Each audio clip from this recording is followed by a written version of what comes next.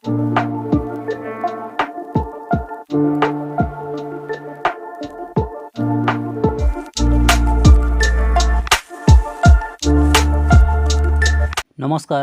छात्रछात्रीरा आजकेर आलोचना नवम श्रेणी जीवन विज्ञानेर मॉडल एक्टिविटी टास्क।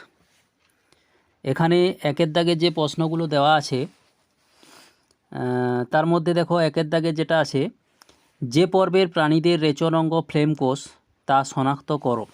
जे पर्वेर प्राणीदेर रेचन अंग फ्लेम कोष ता शनाक्त करो। कयेर दागे आछे टिनोफोरा, खये निमाटोडा, गए प्लाटीहेलमिन्थिस और घये एनिलिडा। तो टिनोफोरा, निमाटोडा, एनिलिडा एदेर कोनोरेई एदेर कारोरेई रेचनांग फ्लेम कोष नय। एकमात्र गये जे उत्तरटा आछे प्लाटीहेलमिन्थिस, এই उत्तरटाय এই প্লাটিহেলমিনথিসেরই पर्वेर प्राणीदेरই रेचनांग फ्लेम कोष बा एदेरই रेचनांग फ्लेम कोष देखा যায় দেখা যায়। ফিতা কৃমি হচ্ছে এই পর্বের প্রাণী। বোঝা গেল। এরপর দেখো একের দুয়ে যে প্রশ্নটা আছে নিচের ঠিক যে জোড়াটা সঠিক তা স্থির করো। কয়ে যেটা আছে ন্যাথাস্টোমাটা চোয়াল অনুপস্থিত, ক্ষয়ে আছে মোলাস্কা ম্যালপিজিয়াম নালিকা উপস্থিত, গয়ে অ্যানিলিডা ছদ্মশিলম উপস্থিত, ঘয়ে টিনোফোরা কম্বোপ্লেট উপস্থিত। এখানে ঘয়ের উত্তরটাই সঠিক হবে কারণ টিনোফোরার কম্বোপ্লেট উপস্থিত। তিনের দাগে যে প্রশ্নটা আছে একের তিনে যে নিচের যে বৈশিষ্ট্যটি প্রোটিস্টা রাজ্যের নয় সেটি নির্বাচন করো। মানে প্রোটিস্টা রাজ্যের বৈশিষ্ট্য নয় যেটি সেটা নির্বাচন করো। কয়ে আছে এরা এককোষী, এটা প্রোটিস্টা রাজ্যের বৈশিষ্ট্য। পুষ্টি পদ্ধতি স্বভোজী পরভোজী প্রকৃতির, এটাও প্রোটিস্টা রাজ্যের বৈশিষ্ট্য। কোষে পর্দা ঘেরা কোষ অঙ্গাণু থাকে, এটাও প্রোটিস্টা রাজ্যের বৈশিষ্ট্য। আর ক্ষয়ের দাগের যেটা আছে অপশানটা কোষ প্রোক্যারিওটিক প্রকৃতি, এইটা কিন্তু প্রোটিস্টা রাজ্যের বৈশিষ্ট্য নয় কারণ প্রোটিস্টা রাজ্যের কোষ হচ্ছে ইউক্যারিওটিক প্রকৃতির। বোঝা গেল। এরপর দেখো দুয়ের দাগের যে প্রশ্নগুলো আছে সেখানে আছে শূন্যস্থান পূরণ করো। দুয়ের একে যে আছে নিডারিয়া পর্বের প্রাণীদের দেহে ড্যাশ কোষ উপস্থিত থাকে। নিডারিয়া পর্বের প্রাণীদের দেহে নিডোপ্লাস্ট কোষ উপস্থিত থাকে। যে লাল লেখাটা আছে সেটা নিডোপ্লাস্ট কোষ উপস্থিত থাকে। ড্যাশ উভচর উদ্ভিদ বলা হয়। রিক্সিয়া এদেরকে উভচর উদ্ভিদ বলা হয়। মানে উভচর উদ্ভিদের উদাহরণ যদি বলা হয় তখন রিক্সিয়া বলতে হবে। এরপর প্ল্যান্টি রাজ্যের সদস্যদের কোষ ড্যাশ প্রকৃতির হয়। প্ল্যান্টি রাজ্যের সদস্যদের কোষ বহুকোষী প্রকৃতির হয়। দুয়ের চারে যে প্রশ্নটা আছে ড্যাশ পর্বের প্রাণীদের দেহে কোয়ানোসাইট কোষ উপস্থিত থাকে। পরিফেরা পর্বের প্রাণীদের দেহে কোয়ানোসাইট কোষ উপস্থিত থাকে। এবার তিনের দাগের যে প্রশ্নগুলো আছে সেগুলো দু তিনটি বাক্যে লিখতে বলেছে। তো প্রশ্নগুলোর উত্তর একটু বড় হওয়ার জন্য আমরা আলাদা পেজে লিখেছি। প্রথমে যেটা আছে তিনের একের যে প্রশ্নটা আছে মনেরা রাজ্যের দুটি শনাক্তকারী বৈশিষ্ট্য উল্লেখ করো। আমরা উত্তরটা কি লিখেছি দেখে নিচ্ছি।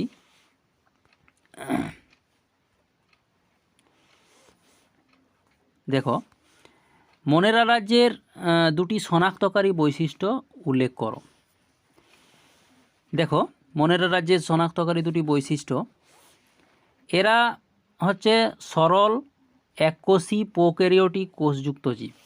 এরা সরল এককোষী প্রোক্যারিওটিক কোষযুক্ত জীব। 2 নম্বর বাস্তুতন্ত্রে এরা নিজেরা বিয়োজকের ভূমিকা পালন করে। বাস্তুতন্ত্রে এরা বিয়োজকের ভূমিকা পালন করে। তাহলে এই রাজ্যে দুটা উদাহরণ হচ্ছে এস্টেরিয়া কোলাই, নস্টক ইত্যাদি ব্যাকটেরিয়া। বোঝা গেল। তাহলে মনেরা রাজ্যের দুটো বৈশিষ্ট্য আমরা পেলাম।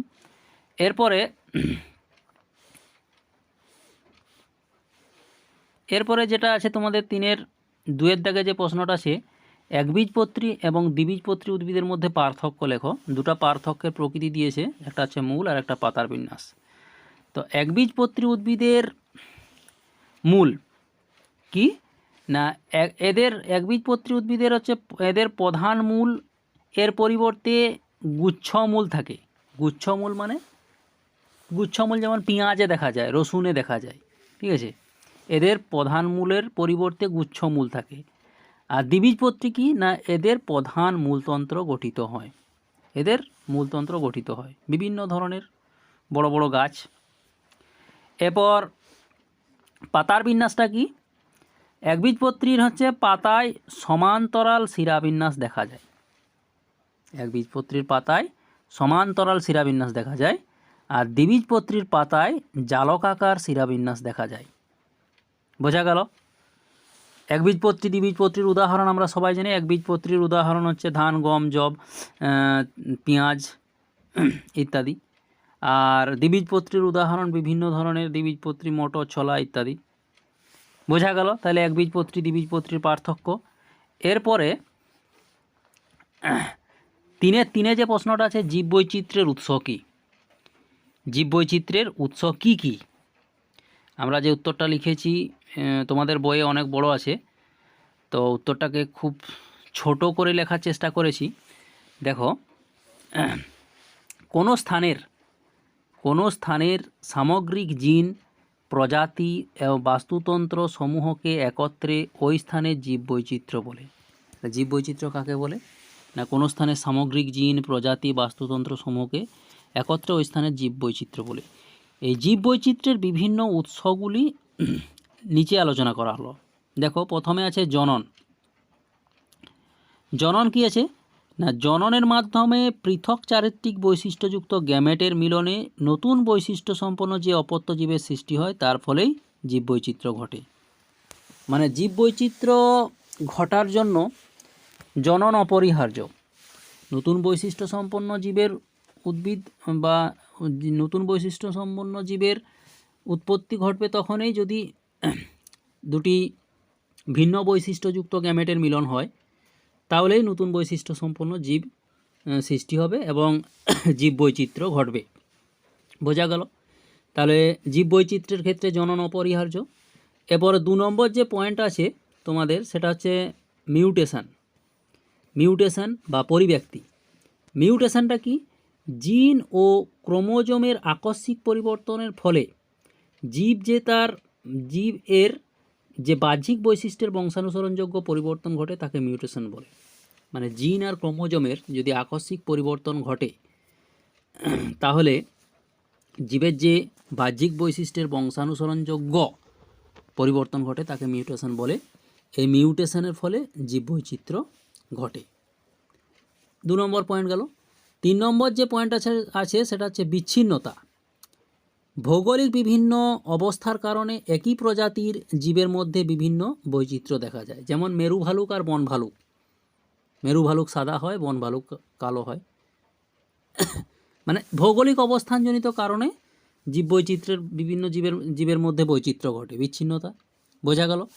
এবারে 4 নম্বর যে পয়েন্টটা আছে সেটা প্রাকৃতিক নির্বাচন। পরিবর্তিত পরিবেশে মানিয়ে নেওয়া বা বেঁচে থাকাকে অভিযোজন বলে। মানে পরিবেশের সঙ্গে খাপ খাইয়ে নেওয়াকে অভিযোজন বলে। প্রকৃতি বিশেষ কিছু অভিযোজনগত বৈশিষ্ট্যযুক্ত জীবকে পরিবেশে বেঁচে থাকার সুযোগ করে দেয়, একে প্রাকৃতিক নির্বাচন বলে। এই প্রাকৃতিক নির্বাচনে জয়ী জীবেরা সময়ের সঙ্গে সঙ্গে পরিবর্তিত হয়ে নতুন প্রজাতি সৃষ্টি করে, যেমন মেরু ভালুক, সাপ, ব্যাঙ ইত্যাদি। এই গেল হচ্ছে ও প্রাকৃতিক নির্বাচন। এই 4টা হলো জীববৈচিত্র্যের উৎস। তাহলে বোঝা গেল জীববৈচিত্র্যের উৎস কী কী। এরপরে আমাদের যে প্রশ্নটা আছে 3-4, কন্ড্রিকথিস আর অস্ট্রিকথিসের মধ্যে পার্থক্য। কন্ড্রিকথিস আর অস্ট্রিকথিসের মধ্যে পার্থক্যে 2টা প্রকৃতি দিয়েছে, একটা অন্তঃকঙ্কাল আর একটা আঁশ।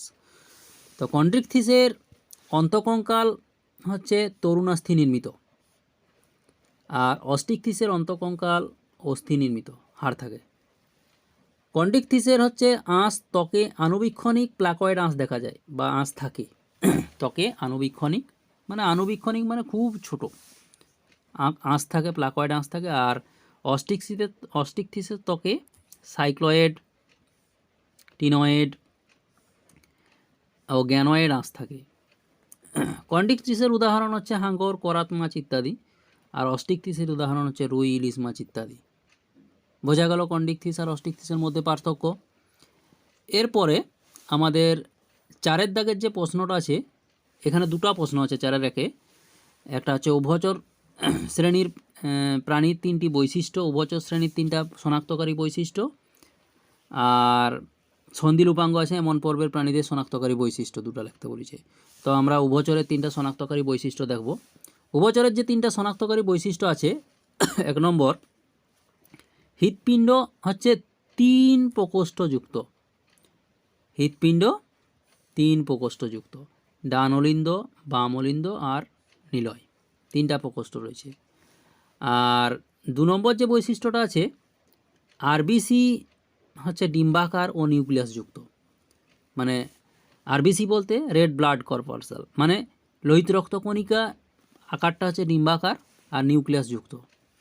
আর গ্রীবা 3 নম্বর যে বৈশিষ্ট্যটা আছে, গ্রীবা ও বহিকর্ণ থাকে না, চামড়া ভিজে থাকে, আঁশ থাকে না।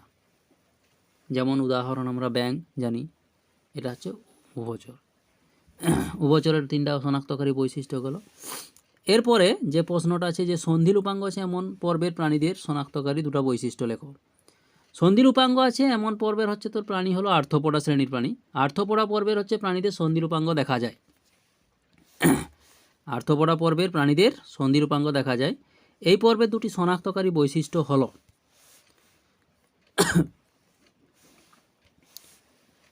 দেহ কাইটিন নির্মিত বহিকঙ্কাল দ্বারা ঢাকা থাকে, 1 নম্বর যে বৈশিষ্ট্যটা।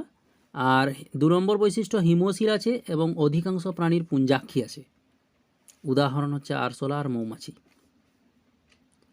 দেখো মায়ের দিকে যে ছবিটা আছে, সেই ছবিটা দেখলেই তোমরা এই সন্ধিল উপাঙ্গযুক্ত প্রাণীদের বৈশিষ্ট্যটা তোমরা বুঝতে পারবে। আরশোলার যে ছবিটা দেওয়া আছে, দেখো সন্ধিল পা, এই যে ভাঁজ করা পা, আর কাইটিন নির্মিত ডানা রয়েছে। এইটাই হচ্ছে এদের বৈশিষ্ট্য। মূলত সন্ধিল উপাঙ্গ রয়েছে শুধুমাত্র আর্থ্রোপোডা প্রাণীদের মধ্যেই। তাহলে আর্থ্রোপোডা পর্বের প্রাণীদের বৈশিষ্ট্যটা লিখলেই তোমাদের লেখা হয়ে যাবে। সন্ধিল উপাঙ্গ আছে এমন পর্বের হচ্ছে তো 2টি বৈশিষ্ট্য। এই গেল তোমাদের ক্লাস 9-এর মডেল অ্যাক্টিভিটি টাস্ক। তো যদি ভিডিওটা ভালো লেগে থাকে অবশ্যই বন্ধুদের মধ্যে শেয়ার করো আর কমেন্ট করো। আর সাবস্ক্রাইব করতে ভুলো না, সাবস্ক্রাইব অবশ্যই করো যাতে নতুন নতুন ভিডিও তোমরা তাড়াতাড়ি পেতে পারো। তো এই বলে তোমাদেরকে ধন্যবাদ, ভালো থেকো।